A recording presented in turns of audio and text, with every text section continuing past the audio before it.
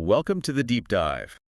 If you grew up gaming in the 80s or 90s, things felt a bit different. Reality was kind of flexible. Oh, yeah. Information didn't spread like wildfire like it does now. It was all whispers, playground rumors, maybe a tip in a magazine months later. Right, and it was frantic trial and error. Yeah. So today, we're diving back into that glorious era of unchecked imagination. It really was a unique cultural moment. Think about it if a developer hinted at something secret, or some kids swore they saw something impossible in a game. You couldn't just look it up. Exactly. No forums, no YouTube walkthroughs, instantly proving or disproving it. And that scarcity of hard info, it let these amazing urban legends just bloom. And some of them turned out to have this kernel of truth, didn't they? Sometimes a really big kernel. Absolutely. Some were surprisingly accurate. So that's our mission for this deep dive. Digging into those playground rumors, those console secrets that were actually proven true. And maybe the even weirder ones, the ones that weren't literally true, but tapped into something really deep about how we felt about these games. Yeah, the psychological truth behind the myth. It's fascinating stuff. Get ready. Because sometimes just believing was enough to make the myth feel real. Or maybe even become real. Okay, let's kick things off with, I guess, the granddaddy of physical gaming legends. It's a story so wild, it basically became a symbol of failure. Ah, you mean the buried Atari cartridges? That's the one. For decades, it was just this lore, whispers about a landfill out in New Mexico, secretly stuffed with millions of copies of E.T. the Extraterrestrial for the Atari 2600. It sounded completely ridiculous, right? Like some corporate conspiracy theory. Totally. But you have to picture the scene back then, 1983, the whole North American video game market was imploding. The crash, yeah. It was bad. And Atari, well, they kind of needed a villain for that story. A scapegoat. And E.T. the game became that scapegoat, even though the movie was colossal, right? Yeah. That game should have been a slam dunk. It should have been. But the development time was, oh, it was insane. They rushed it out in just 5 weeks to hit the Christmas 1982 deadline. 5 weeks? Wow. And the result, it was notoriously broken. People called it unplayable. Atari had printed millions, literally millions, thinking it would sell like the movie tickets. Oh, it didn't. Not even close. Stores couldn't give them away, and all that unsold stock just came flooding back to Atari. Yeah. Mountains of it. So their brilliant solution wasn't a massive sale or, recycling. It was a secret burial. Pretty much. A physical industrial scale cover-up. They dealt with this massive problem very quietly. Truckloads heading out to a desert landfill in Alamogordo, New Mexico. And it wasn't just dumping them off the back of a truck, was it? No, it was methodical. Yeah. They apparently used bulldozers, crushed the boxes, the cartridges, everything. And then this is the kicker, they poured a layer of concrete over the top. Concrete, seriously. Yeah, like literally burying the evidence, an intentional act of erasure, trying to bury the symbol of the industry's spectacular failure. And for 30 years, it just stayed this myth, a stubborn legend that perfectly summed up the whole video game crash. The industry's big shame, hidden in the sand. Which is why that 2014 discovery was such a huge deal, remember that? A film crew was making a documentary about the legends. And they actually dug them up. They actually dug them up, thousands of those unmistakable E.T. cartridges, right there in the landfill, under the dirt and debris. It was more than just confirming a rumor. It felt like closure. Exactly. Closure. Physical proof that this legendary failure actually happened. That history, or maybe corporate mistakes, they always resurface eventually, no matter how deep you bury them. It flipped the script, didn't it? From a story of shame to this weird kind of archaeological redemption. Proof the industry's original sin was real, tangible. Precisely. And that physicality, that concrete evidence, makes the E.T. burial pretty unique. But let's shift gears. Let's talk about legends where it wasn't about burying failure, but about developers almost. Acknowledging player belief, turning denial into reality. Oh, okay. So we're moving from corporate secrets to maybe developer jokes that got real. Like the super famous Diablo rumor, the secret cow level. The cow level, yes. This was late 90s Diablo. The rumor was just pure, wonderful absurdity. Right, that hidden somewhere in this dark, gothic, demon-slaying game. It was a secret level, a bright, maybe even sunny level, filled with an army of cows. But not just any cows. Cows with weapons. Halberds, swords, the works. Led by the Cow King. It was the ultimate fan joke, this totally bizarre idea. And Blizzard, the developers, they played it perfectly, didn't they? They issued this flat denial that just became legendary itself. Oh, yeah. There is no cow level. That was the official line. They were probably trying to, stop the endless questions. But it backfired, kind of. The community latched onto it. Totally. That phrase became this rallying cry, this massive in-joke. It kept the dream alive. And what's fascinating is how that sheer collective belief from the players actually seemed to nudge the developers. Because when Diablo II eventually came out, they did it. They actually did it. They did. They took the joke, the denial, everything, and made it real. You had to gather specific items, transmute them in the Heraldric Cube in town, and boom, a red portal opens up. And you step through into... Oh, Moo Moo Farm, this ridiculous blood-soaked pasture just swarming with hundreds of angry, axe-wielding hell bovines, and the Cow King himself. Uh-huh. It was amazing. It was a spectacular payoff. It proved that sometimes, if the fans believe something hard enough, developers might just listen. It turned "there is no cow level" into this triumphant wink back at everyone who kept the faith. It's like the ultimate fan service, right? You wanted this impossible, silly thing. Okay, fine, here you go. But that's a fun secret. Some other developer secrets that got confirmed were, well, less fun. Much creepier. Ooh, yeah. Thinking of Sonic CD. Exactly. The nightmare fuel hidden in Sonic CD. The rumor was about the sound test screen. If you put in a specific code. Right. It wasn't just music. You'd supposedly find this hidden image, and it was unsettling. Deeply unsettling. The descriptions alone were creepy. This weird, distorted, crudely drawn Sonic face with this horrible, manic grin. And Japanese text next to it saying something like, "Fun is infinite." Sounds like a modern creepypasta, but... It was totally real, hidden in the game's data. And unlike the cow level, which felt like a gift to the players, this felt like a dark inside joke by the developers that kind of escaped. And it genuinely scared kids. You're playing this bright, fast platformer, and suddenly you stumble onto this existential horror message from a demonic-looking Sonic. It definitely left a mark. It just goes to show sometimes the weirdest, scariest rumors aren't player inventions. They're things the creators themselves hid in the code. Okay, so we've got physical evidence like E.T. and deliberate developer additions like the cow level or the Sonic screen. But what about the myths that, well, weren't literally true? No actual ghosts in the machine, but they revealed something profound about how we connect with games. Ah, the psychological truth legends. These are fascinating because they tell us more about the players than the game code.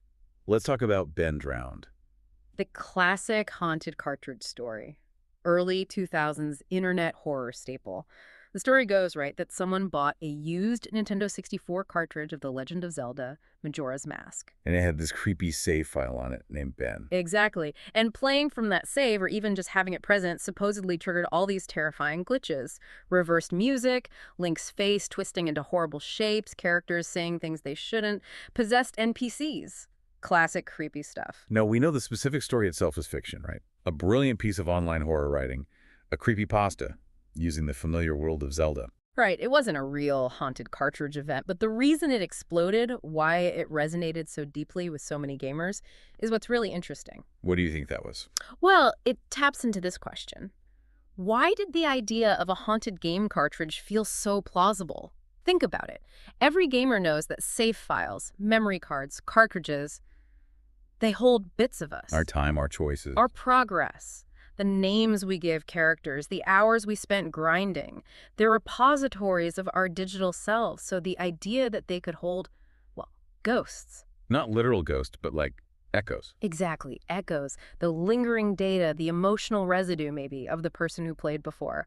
Ghosts of us, written in pixels, as some have put it. That feeling, that's absolutely real. Ben Drowned just gave it a terrifying narrative form. That's a powerful way to put it.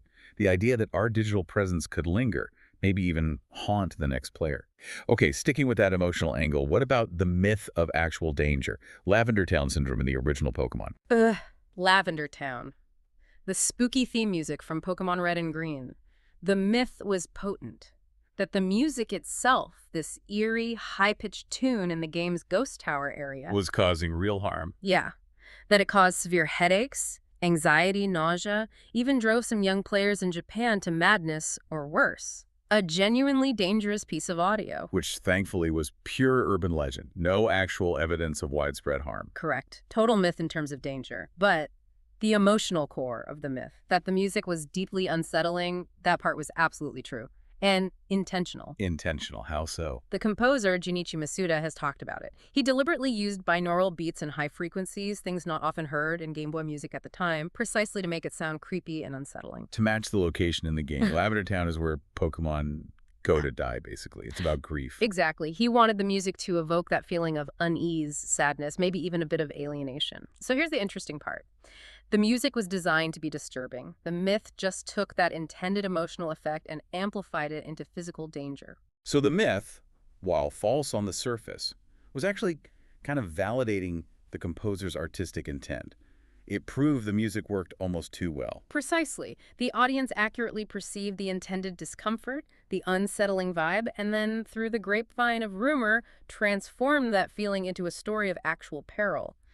The emotional truth was real, even if the danger wasn't. That's a fascinating twist. Okay. So we've had physical truths, developer truths, psychological truths, but some legends just seem to hover in this weird gray area, right? Yeah. Refusing to be fully proven or debunked. The enduring mysteries, and the king of those has to be Polybius. Oh yeah, the ultimate arcade enigma. Polybius is brilliant because it thrives on its lack of proof. There's virtually no solid evidence, no confirmed machine, no ROM dump anyone agrees on, no company records. Yet the story is so specific, supposedly an arcade cabinet that appeared very briefly just in Portland, Oregon in the early 1980s. And playing it caused these bizarre, intense psychological effects. Headaches, amnesia, nightmares, intense addiction, even suggestions of mind control. And the spookiest detail, Men in Black. Right. These shadowy figures supposedly seen collecting data from the machine, performing maintenance late at night, and then, poof, the cabinet just vanished without a trace. Normally, zero evidence would kill a rumor, but Polybius just keeps going. It does, and the twist is the context. While Polybius itself was almost certainly not real, the background wasn't entirely fictional. In that era, there were reports and some evidence of government agencies, maybe military or intelligence, testing player reactions and using arcade games for behavioral research. So the idea of a weird, experimental arcade game being monitored by shadowy figures wasn't completely outlandish for the time. Not entirely. It tapped into Cold War paranoia, M-culture anxieties. The Polybius myth might be fiction, but it resonated because the underlying premise felt disturbingly plausible. The mystery itself becomes the point, more than whether this specific cabinet existed. And that desire to believe in secrets, that something more was hidden, it actually ended up shaping game design later, didn't it? Think about those playground rumors that started fake but eventually became real. Oh, absolutely. Perfect examples. Luigi in Super Mario 64. For years, the rumor was you could unlock him, usually by getting all 120 stars. Total playground fabrication, right? Completely fake in the original N64 game. But the belief was so strong, so persistent, that when Nintendo remade the game for the DS nearly a decade later, They put him in. they put Luigi in. Player belief, sustained over years, arguably willed him into existence in the remake. It retroactively validated the rumor. And what about Mew and Pokemon Red and Blue? Every kid tried it. Under the truck, near the SSN in Vermilion City, the most famous, impossible glitch hunt ever. Use strength on the truck or surf nearby or some other convoluted method. And Mew would magically appear, which again was totally false in the original game. Completely fabricated. Mew was only available through special events. But that rumor, that image of Mew hiding under the truck, became so iconic, such a core part of Pokemon's early mystery. That years later, with Pokemon Go and other things, they started referencing it, right? It became part of the official lore almost. Exactly. The developers acknowledged the power of that shared memory, that collective attempt to find the impossible. They validated the player's belief, even though the original rumor was bunk. Which really gets to the heart of why we believe these things so strongly back then in the 80s and 90s. It was that information vacuum we talked about earlier. No instant internet checks, no data miners tearing apart the code on day one. You just had stories, hints. Your friends, cousins, roommates swore they saw it. Imagination had to fill in the massive gaps. And the power of these myths, I think, was that they suggested the games were fundamentally deeper, more mysterious than they appeared. That there was always one more secret hidden, waiting for the truly dedicated player to uncover it. It made the worlds feel bigger, maybe infinite. And that's really the core takeaway from this deep dive, isn't it? These rumors, these myths, they weren't just mistakes or lies. They were often collective dreams expressed through the language of games. Yeah, like the ET cartridges. A metaphor for failure until they were literally unearthed. making the story real in this incredibly tangible way. Or the cow level. Starting as a joke, a denial, but fan belief turned it into an actual feature, a reward for believing. These myths carried real emotional weight. They were about more than just cheat codes or hidden levels. They were about finding meaning, maybe finding ourselves, within these digital worlds and shared memories. Precisely. And one source we looked at made a great point. Every myth starts with someone who wanted to believe. They wanted the game world to be richer, stranger, more full of secrets than perhaps it really was. Which brings us to a final thought for you, our listeners. In today's gaming world, it's hyper-connected. Information is instant. Drea mining reveals secrets almost before a game is even out. Rumors get debunked in hours, not years. So the question is, where does that leave mystery? Where is the space for modern gaming myths to grow? What new forms of community legend, collective belief, or maybe even digital folklore are taking the place of those old playground whispers? What are we choosing to believe in now?